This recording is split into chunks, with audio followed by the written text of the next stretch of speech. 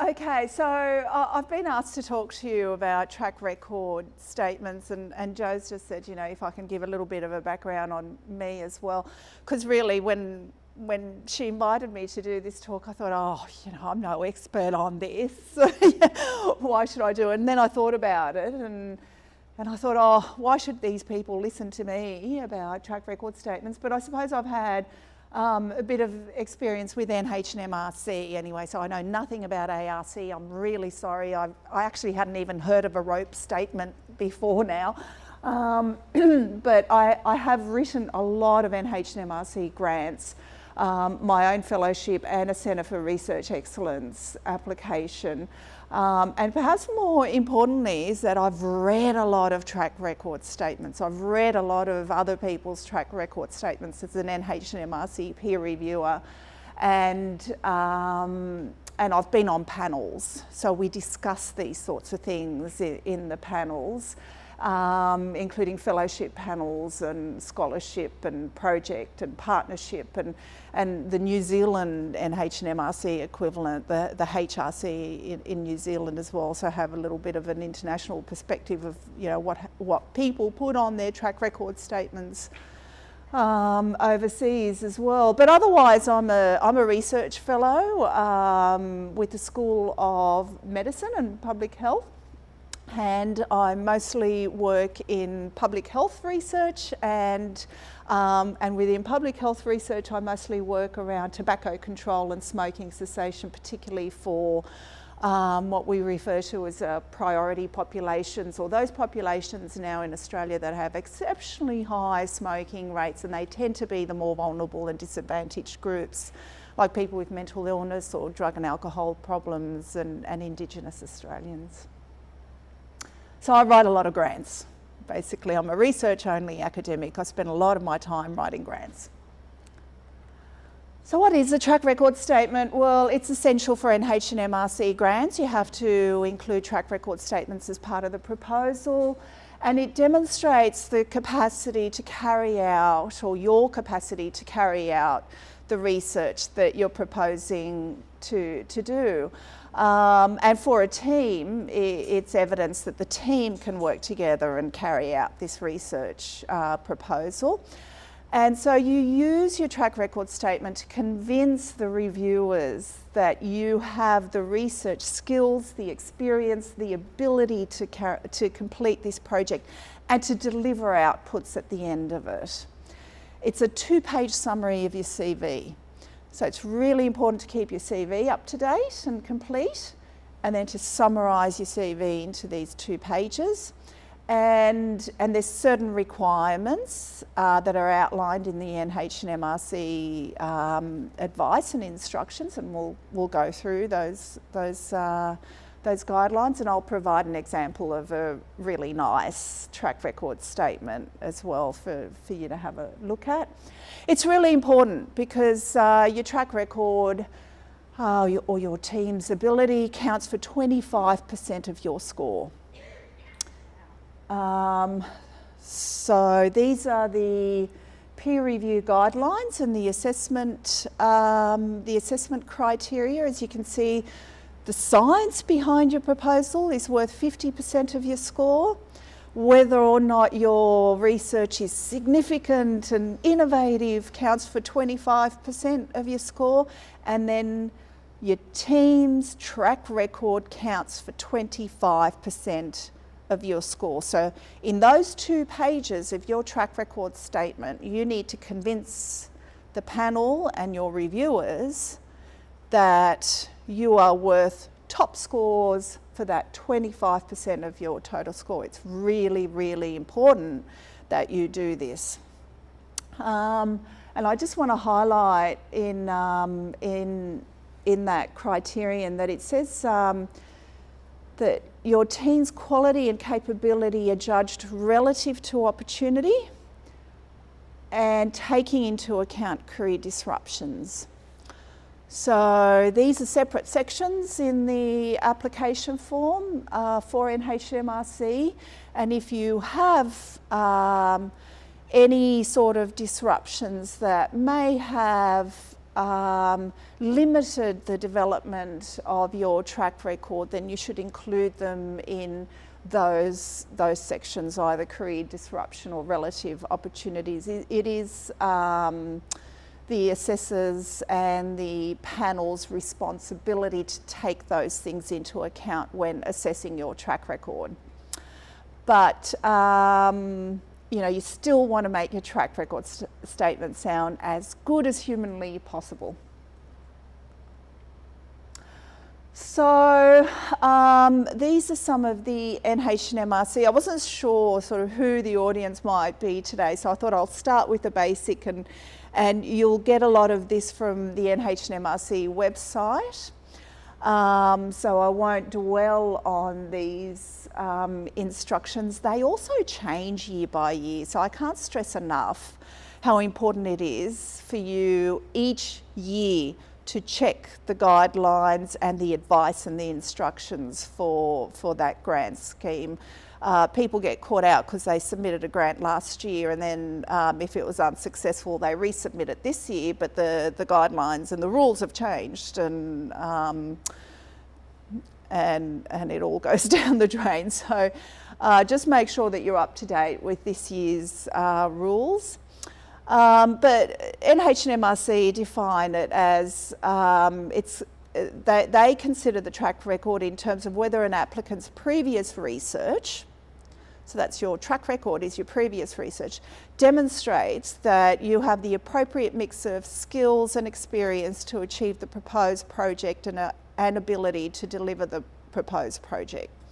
Now the key here is that it's all about team quality and capability. So although all you can do with your track record statement is write the best about yourself that you possibly can in those 2 pages, if you identify gaps in your track record statement, it's important to develop a team that can fill those gaps. So you might not have everything. You might have limited grants, for example.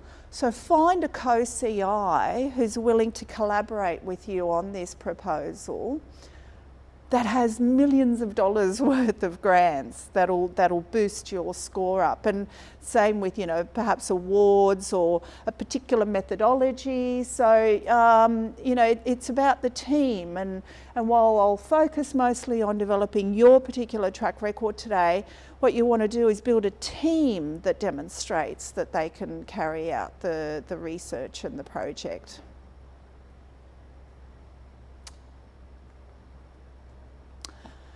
And again, this is from the website, and it just shows that the track record statement, where you put it, is in the section with the grant proposals. So who here has submitted NHMRC grants before?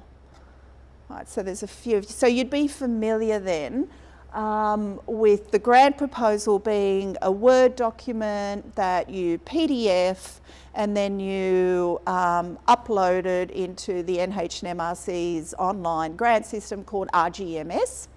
And then you have all the form work that's involved in RGMS for NHMRC, and that's filling out all the bits and pieces online.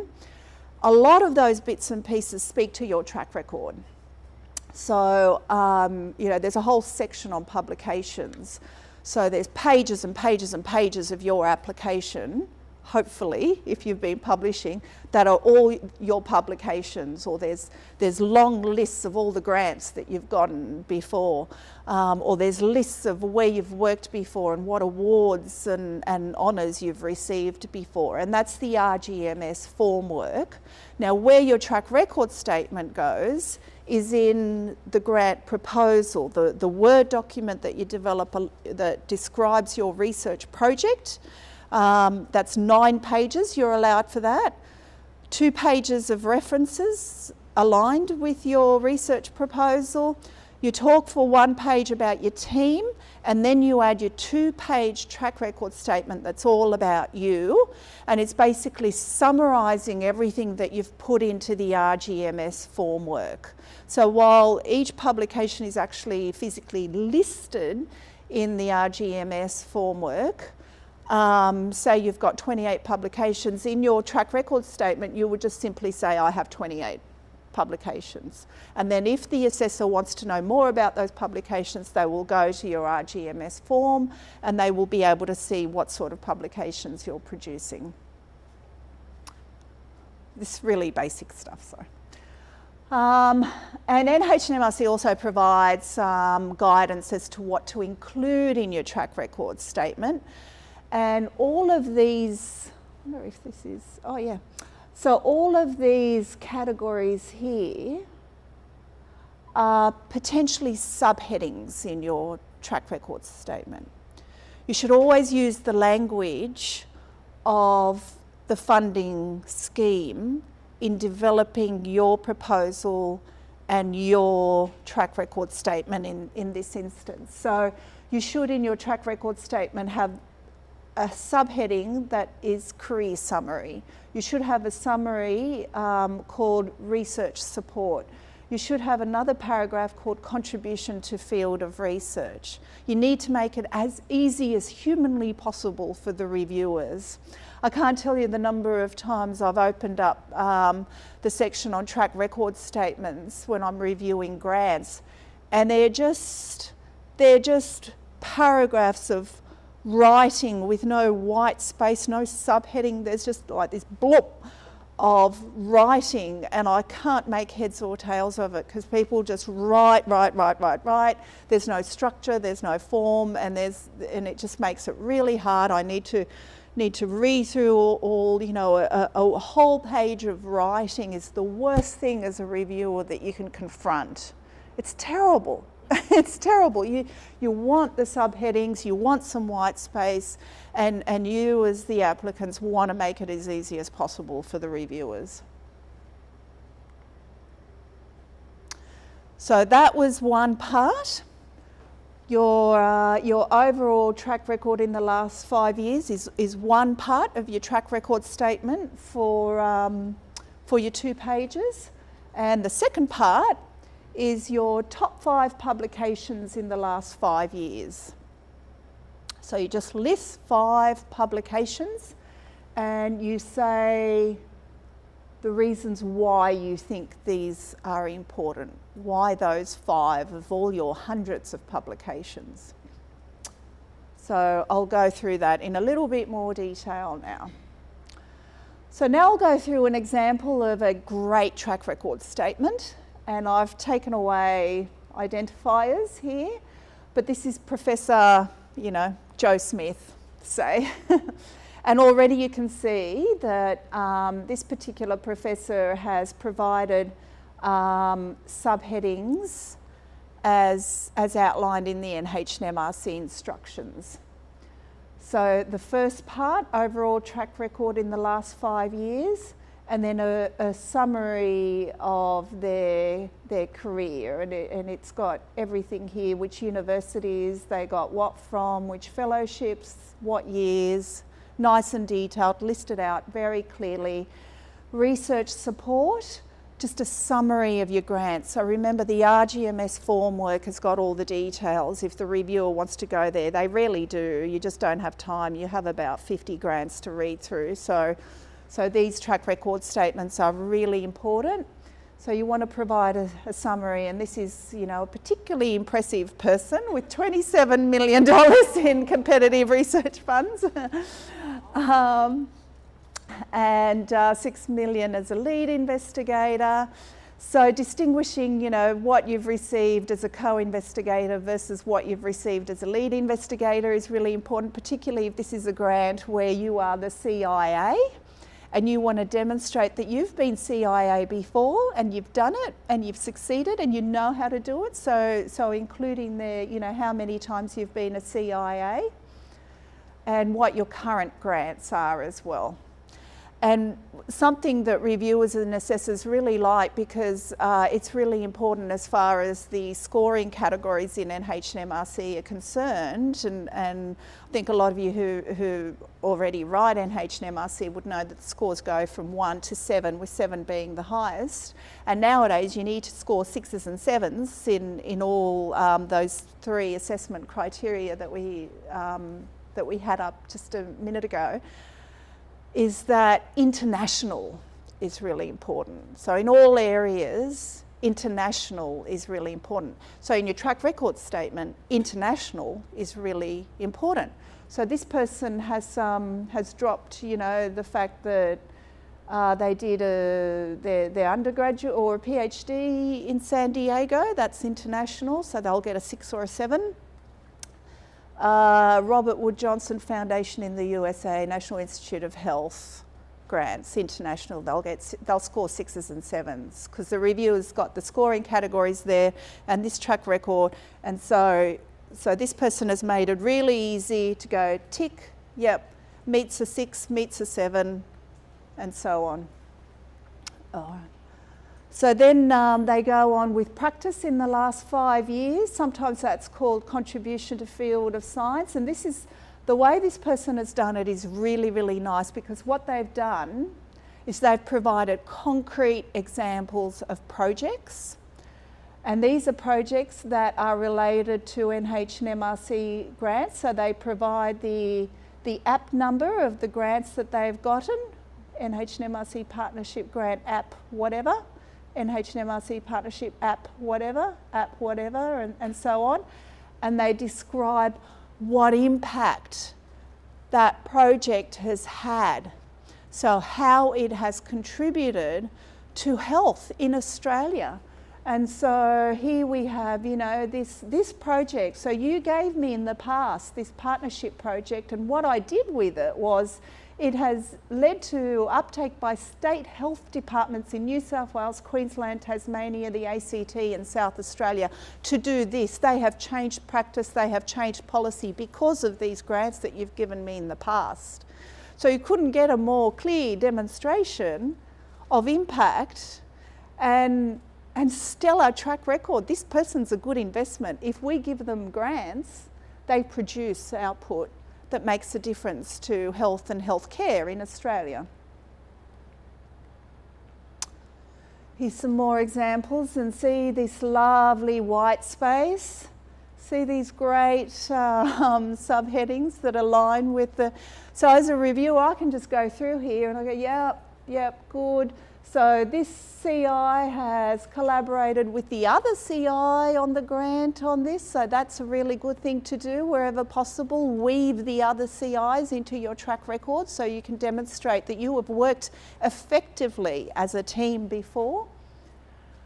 Quite influential person, professional, past president of this society, chair of that advisory group, deputy chair of another group, influential person. So this research will influence policy and things that these societies do in the future. Organises conferences, really important for dissemination and communication of research. International standing, highlight what you do internationally and why it's important. You're building the next generation of researchers. How many students have you had? How many people, early career researchers, do you mentor and assist? And if you're not actually mentoring yet, if you're still an early career researcher yourself, you might be involved in activities like workshops and seminars and practice conference presentations. All of that can go into your track record statement. And then, of course, peer review involvement is a requirement in NHMRC, being a peer reviewer for them as well. And then this is something I really, really like. And I only saw it a couple of months ago. And I've now started putting this in my track record statement because I had never thought of this before. But what this person did was they have obviously Googled their own name into Web of Science and worked out that their citations, that person is ranked first in Australia and internationally for publications in their area of research. That's really impressive. So I sat down and I did the same with my name. went into Web of Science and found out that I was the highest ranked person in the area of tobacco control and social disadvantage. So in my field of research, I was the most highly cited person in the world. And I'd never put that in any of my past track record statements. It was only after seeing somebody else do it for theirs that I then thought to put it into mine. So you should all do it too. Google your names up in Web of Science and see where you are. Even if you're not the first ranked, it'll give you brackets of you might be top 10%, you might be the top 20% of people cited in that area of research. It'll provide you, and look at this trajectory, which is really nice. So over time, this person's moving up. This person's just becoming more and more cited and more influential. So having something like this in your track record statement is really nice. And that's something that library people after the citations and publications probably help individual people with as well. Absolutely, yeah, because you can spend some time sitting there doing this, and I actually asked a research assistant to do it for me. I didn't sit there and do it, but she then sent me this long list of, data, of metrics. Metrics, none of us like them, but we can use them to our advantage. And for reviewers, metrics are useful because they're objective. There's no subjective, I like this person, I don't like this person. But there's numbers where you can compare people. How on earth did you define what your field was where you were ever able to say, unless who's done this? Yeah, my field is pretty easy to define as tobacco control research is, it is what it is. So I suppose it depends on your field of research, and you could play around with some keywords and see what you get. You could try using like they're called fields of research, I think, the FORs that libraries and universities have when you get grants, or I think even for publications, you have to indicate your field of research. So that could be a starting point. They're more official sort of labels for areas of research. But really, it's when you submit publications to journals and they ask you for keywords, 4 or 5 keywords, just use those keywords to punch into Web of Science. So it depends how varied your area of research is. Mine's fairly narrow now. I work in a fairly narrow area. Well, that's the issue, isn't it? My field of research is surgery, which is quite broad. Right. I do outcomes surgery, I do basic science, I do health service interventions. Yeah.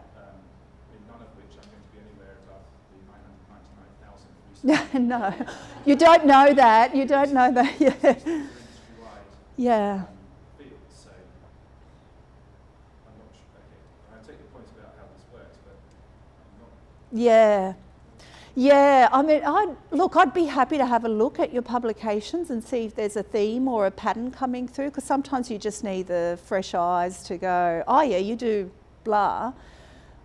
Yeah, it depends on your field of research, but I would just have a play around with it and do surgery and health services research, or surgery and what, outcomes, clinical outcomes, and see if your name's coming up in any of those combinations of keywords.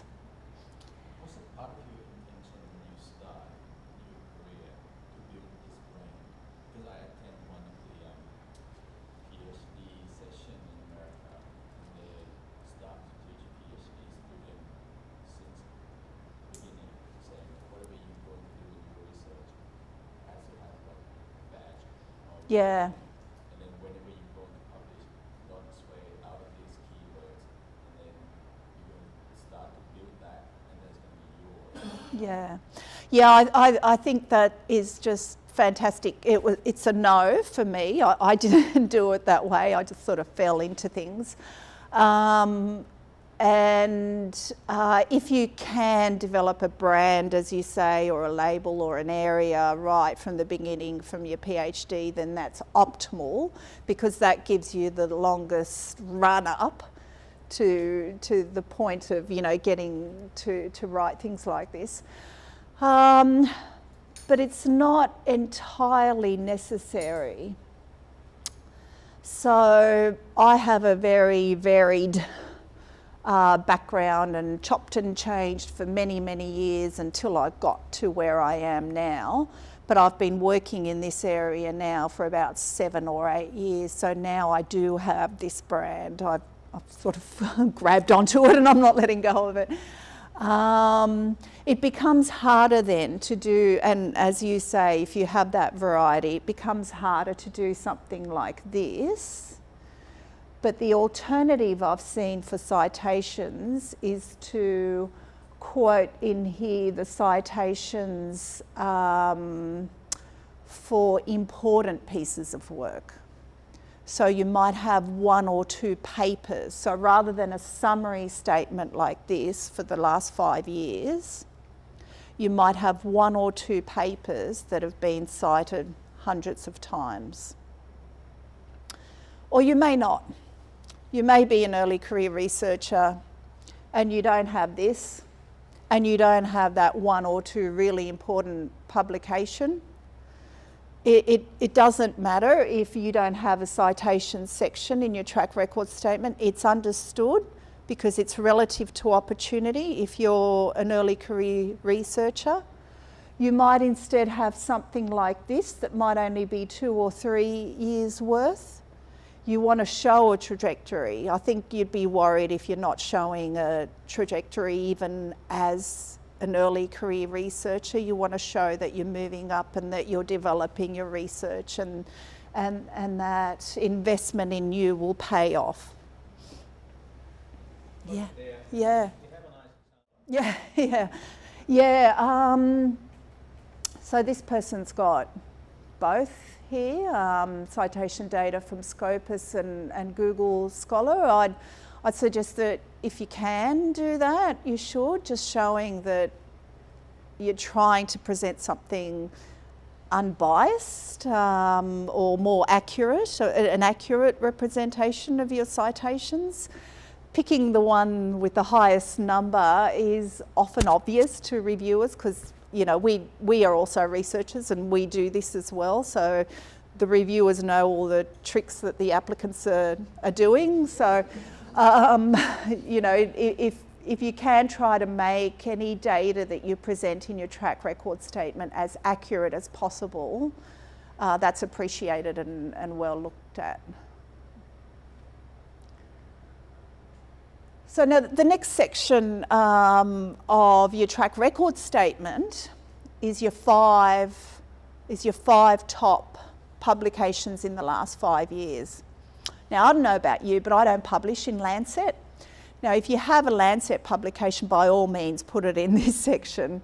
New England Journal of Medicine and BMJ, whack them in there. It doesn't matter what topic area they're on or where you are in the author list, just put them in there.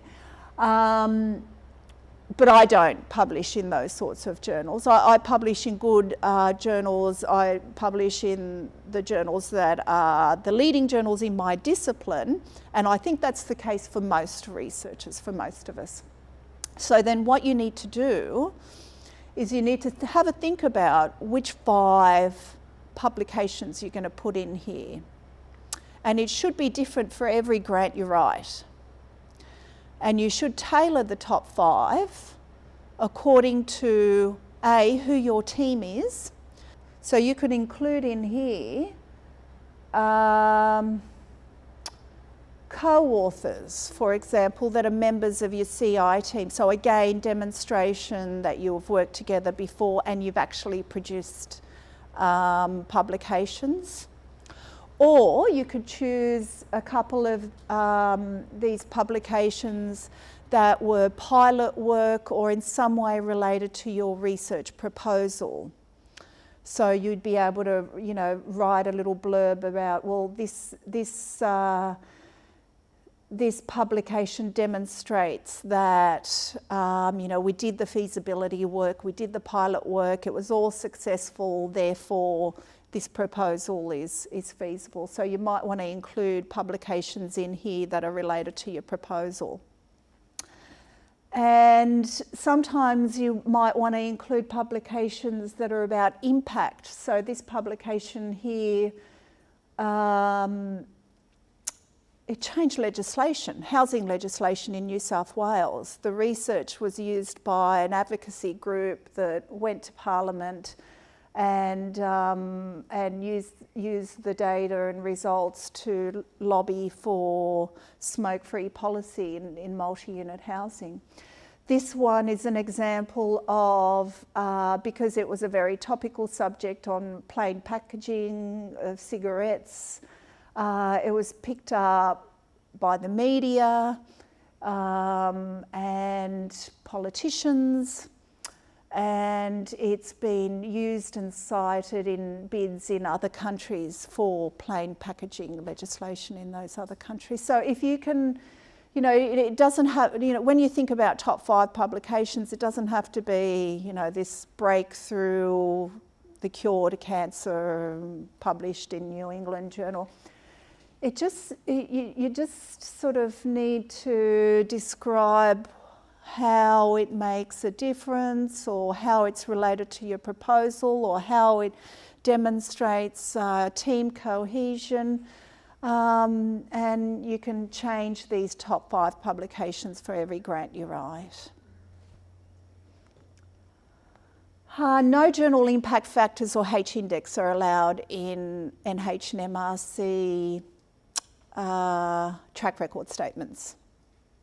They will be disregarded, and rightly so. You even have Nobel laureates now speaking out against journal impact factors.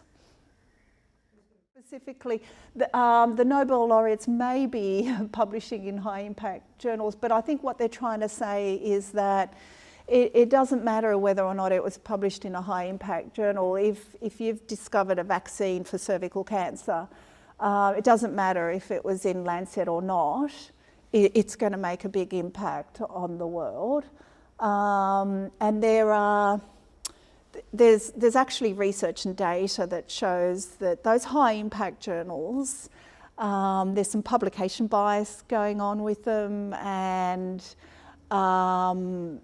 and that you get as much impact from the lower ranked journals as you do from them as well, from the BMJs and Lancets. You do, and the thing about, you're not allowed to put journal impact factors into your track record statement, but most people know the really high journal impact, and it does influence your scoring. But if that's all you've got, if all you've got is a Lancet publication, that's not going to get you across the line. So it's everything, it's the complete package that's important. Summarising what we've already said really, about the presentation of the track record statement, use those subheadings, make it as easy as possible for reviewers, use the language of the category descriptors, aim for 6s and 7s, put a positive spin as much as possible on anything that you might think is a negative. So I've seen people, writing a year or two that they might have worked in industry as a real negative, like apologising that they took time out of academia. But instead you could write it as, this is linked to policy makers and knowledge of translation processes. So think about any of your negatives and try to put a positive spin on them. Use white space, include everything, even things that you think are not important, include them, and keep your track record up to date. And this is so true. You are more than your CV or track record statement. You're also things that could have gone into your CV that didn't seem relevant until you saw them in somebody else's CV. So, you do things, and I know over the years I've done things that I just did. I didn't think about them, I just did them as part of my job. And then I'd see them in other people's CVs or track record statements, and I think, oh, I've done that as well, I should put that in. So just put everything. Get quite vigilant about keeping a diary of everything you do, maybe weekly or at least monthly, any workshops and seminars and visits to other centres and all of those sorts of things. Just keep a note of everything that you do, and then when you sit down to write your track record statement, all of that can be included. What are your thoughts about including?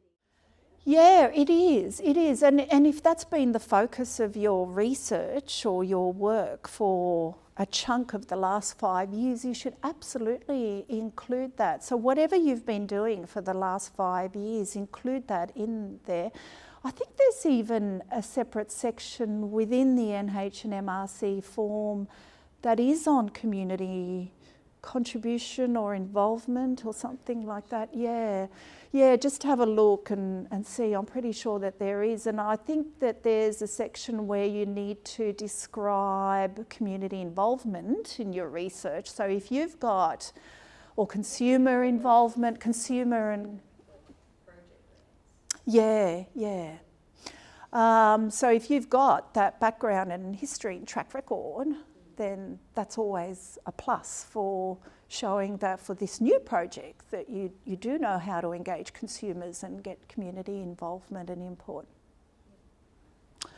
Now I think in terms of how to develop a track record, it's probably deserving of a whole day's workshop of its own. So this is a very superficial skimming, because it's essentially like saying, how do you develop your research career? Because all that a track record is a 2-page summary of your research career. So it's sort of the basics is, yes, you should be writing. You should be writing right now. You should be writing tonight, tomorrow, on the weekend, during your holidays. You should be writing papers all the time. And you should be, trying to get as many papers out, because there's nothing more impressive for a reviewer than pages and pages of publications. That's a really productive person. And I'm really sorry, whether it's right or wrong, that is how you are judged as an academic. It's by the number of papers that you have produced. The quality of papers as well, but especially the quantity of papers. And there's some hacks to up your publication rate. Write a literature review before you do anything, any little thing. Like everything you do, you can write a review, you can write an opinion piece, you can write a commentary, you can write a systematic review or a narrative review.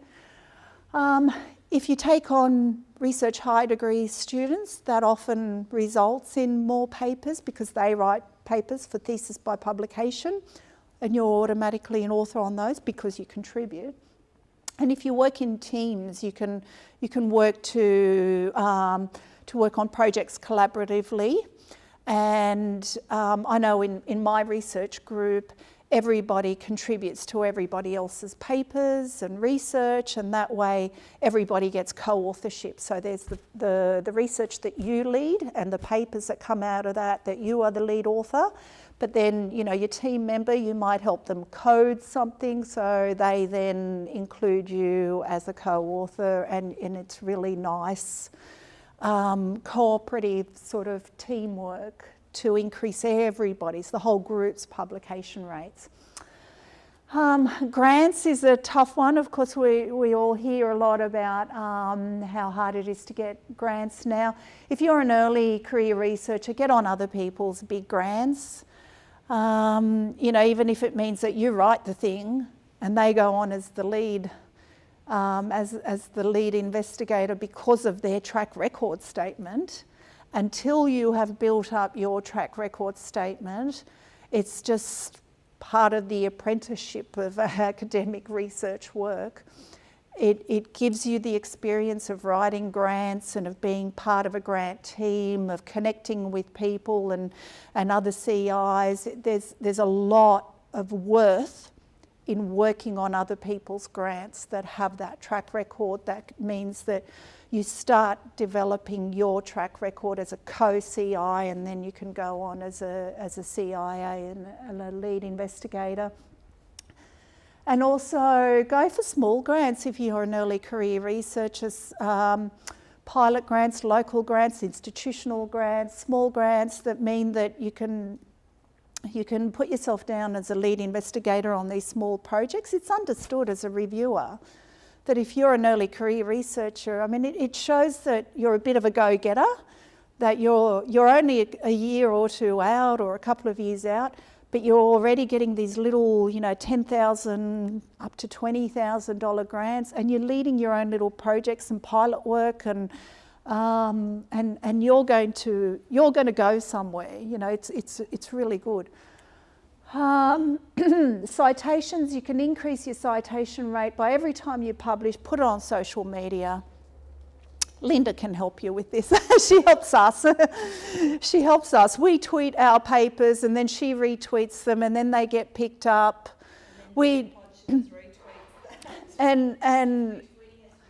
before you know it, people are emailing you because they saw your publication in Twitter and they want a full article copy, and then you start conversations. It's really easy to do. And also just disseminate. Every time you publish, just send out an email letting people know. Look at what I've done. Any collaborators, other people at the university, let them know. Sorry, that font has had a little meltdown. So measures of esteem. Volunteer, be proactive, get out there and volunteer, for example, to be on conference organising committees, put your hands up. They're the sorts of things that go in your track record statements, whether you're in committees, decision-making groups. And if you have mentors and sponsors and supervisors, hit them up for some award nominations. You're going to have to be the one that actually writes your nomination, but so long as they sign off and it comes from them, that's all they need to do. And they can suggest you for keynote presentations and key committees as well. And again, be proactive and approach people about being collaborators. My key international collaborators are at UCL in London, which is one of the top universities in the world. And I just, as a very early career researcher, just cornered him after he did a conference presentation one day, and I wouldn't let him go until he agreed to work with me on my grant, and that was my first NHMRC grant, and we have continued to work ever since. He's just been a really terrific collaborator. Again, ask your mentor to introduce you to people and link you up.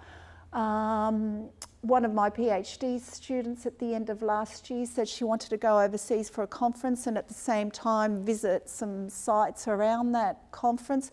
So I just got on their email and emailed my links near that conference, and so she was then able to go and visit all those people. That's what mentors and supervisors do. And your reputation counts for a lot as well. People want to collaborate with you if you are someone who is easy to work with and someone who produces and someone who is brilliant. Now, industry partnerships are really difficult, and particularly for early career researchers, it's really hard to develop what's becoming increasingly important in our research world is those partnerships, and with NHMRC and health and medical research, it's often industry partnerships with, say, either community-based services like drug and alcohol services or mental health services, or their peak bodies, like the Cancer Council or drug and alcohol associations, and they will often link up with professors and more senior people as having expert research input. So these sorts of partnerships actually take a long time to develop a relationship with these organisations and services, and I know for me what taught me a lot about how to do this is when I was a PhD and an early career researcher, is that my supervisor had a lot of these, you know, relationships with cancer councils and cancer institutes and so on. So I watched what he did, and he would then put the PhD students and postdocs onto projects with these people, and then you'd work together. And that's sort of how those relationships start, and over the years they begin to trust you because you're listening to what they need and you're delivering the research that they need. So it's something that takes a lot of time and effort and compromise from an academic point of view, but it's so worthwhile for the translation of your work at the end of the project, because those people have been invested right from the beginning, and you know, then they're able to take your research and shape their policy with it, or deliver their programs with it. And it often means co-authorship with people who are not academic and not really interested in co-authorship, but if you will offer them co-authorship on your research, they get a kick out of that. And it's easy for you to offer them co-authorship, and it makes very solid that relationship, and it might lead to a partnership grant, for example, in the future, but it's also something you can put in your track record statement as evidence of industry partnership and relationships, that co-authorship. I've done co-presentations at conferences with people from the Cancer Council as well. So those relationships, you know, sort of build over time and become stronger. But yeah, just finally be brilliant, because you are. And your research is brilliant, and it's just a matter of confidence, putting it all on a track record statement, selling yourself with your track record statement. Thank you. Yeah, that's it.